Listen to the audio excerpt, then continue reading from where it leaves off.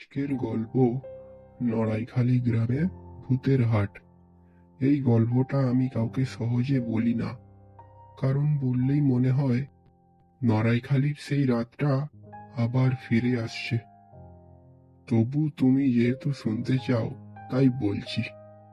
কিন্তু একটা কথা বলে রাখি, এই গল্প শোনার সময় যদি হঠাৎ বাতাসটা থেমে যায় আর কানের পাশে কেউ নিঃশ্বাস নেয়, তখন বুঝবে ওরা এখনো আছে।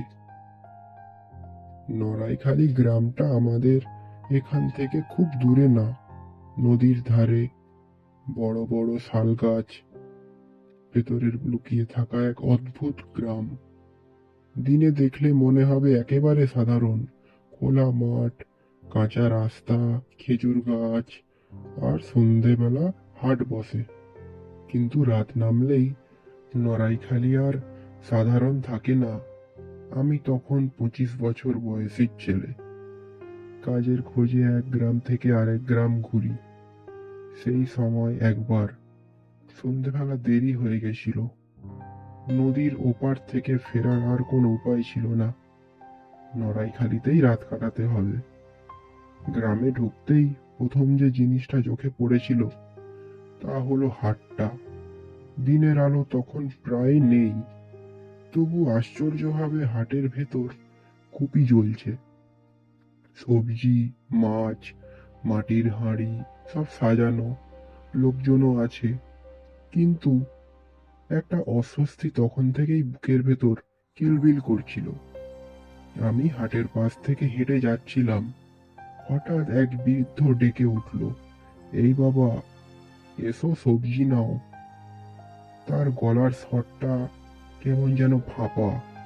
মুখের দিকে তাকালেই বুকের ভেতর ঠান্ডা ঢুকে গেল।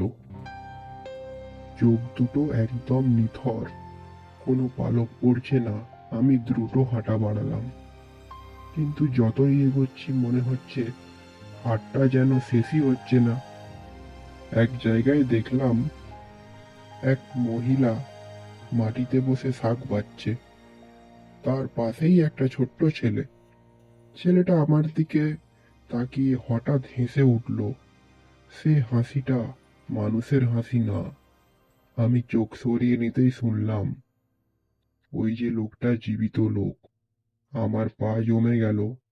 চারিদিক থেকে ফিস ফিস শব্দ উঠতে লাগলো, জীবিত জীবিত করে ওরা কি সব বলছে।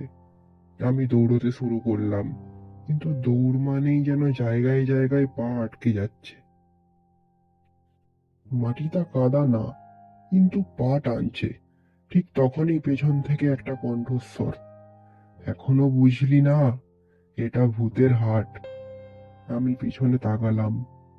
একটা লোক দাঁড়িয়ে, মুখে দাড়ি, চোখ দুটো গভীর। সে বলল, চুপচাপ আমার সঙ্গে আয়, না হলে সকাল দেখবি না। আমি তার পিছু নিলাম। হাটের একদম শেষ প্রান্তে একটা বট গাছ, তার নিচে এত ঘন অন্ধকার যেন গিলে ফেলবে। সেই লোকটা বলল, নড়াইখালির হাট দিনে মানুষের আর রাত 12টার পর মৃতদের। আমি কাপা গলায় জিজ্ঞেস করলাম, ওরা কারা? লোকটা দীর্ঘশ্বাস ফেলল, যারা নদীতে ডুবে মরেছে, যারা গাছে ঝুলেছে, যাদের লাশ পায়নি কেউ।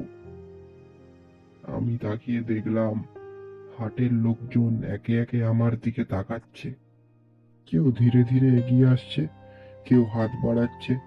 হঠাৎ হাটের মাঝখান থেকে ঢোলের শব্দ উঠল, ধুম ধুম করে আওয়াজ হলো। লোকটা ফিসফিস করে বলল, ওদের হাট বসেছে, তুই যদি নাম ডাকে সাড়া দিস তাহলে তুই শেষ। ঠিক তখনই শুনলাম আমার মায়ের গলা, এই যে, বাড়ি আয়। আমি কান চেপে ধরলাম, কিন্তু গলাটা আরো কাছে আসছে। হাটের আলো হঠাৎ নিভে গেল, চারিদিক অন্ধকার, শুধু চোখগুলো দেখা যাচ্ছে, জ্বলজ্বল করছে। লোকটা আমার হাতে কিছু একটা গুঁজে দিল, এটা মাটিতে ফেল। আমি ফেলতেই বিকট শব্দ আর চারিদিক ধোঁয়ায় ঢেকে গেল।